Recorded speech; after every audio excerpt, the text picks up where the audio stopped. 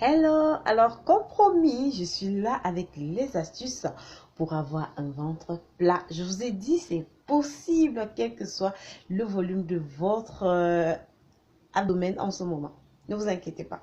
Il y a une solution à tout. Déjà, les différentes causes de prise de volume au niveau du ventre. Il y a pour les femmes les accouchements en général, après avoir mis au monde leur joli petit bébé. Il y en a qui commencent à accumuler de la graisse au niveau du ventre.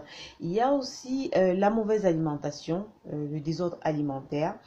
Nous avons aussi des causes comme certains cancers, cancer de l'utérus, les hépatites aussi, hommes comme femmes, hein, qui peuvent causer la prise du volume au niveau du ventre. Mais n'allez pas vous affoler tout de suite en regardant la grosseur de votre ventre et vous dire, ah, j'ai certainement un cancer ou une hépatite ou non.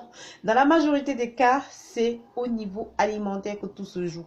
Alors, pour mettre fin à ça, pour retrouver un ventre plat, vous allez devoir vous faire violence. Mais alors, franchement, violence.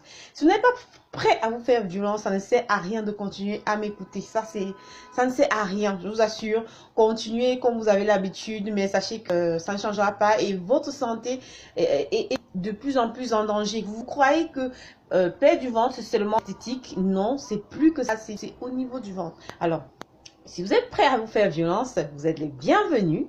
Je vais vous donner toutes les astuces qu'il faut pour perdre du ventre. Mais déjà, d'entrée d'état, demandez de trouver de la cannelle, du gingembre. Pour ceux qui sont camerounais comme moi, on appelle vulgairement dinja, mais c'est du gingembre, du citron et tout avec du miel. Si vous avez du miel, c'est bon.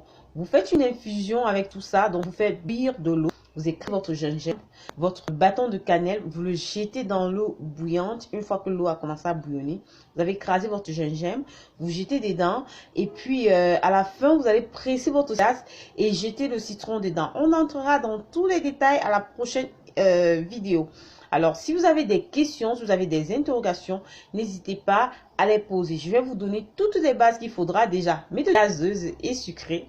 Oubliez les produits brassicoles. Si vous n'êtes pas prêt, je vous assure, abandonnez. Vous n'y arriverez pas. Mais si vous êtes prêt, nous sommes ensemble. Posez-moi toutes vos questions dans les commentaires de la vidéo.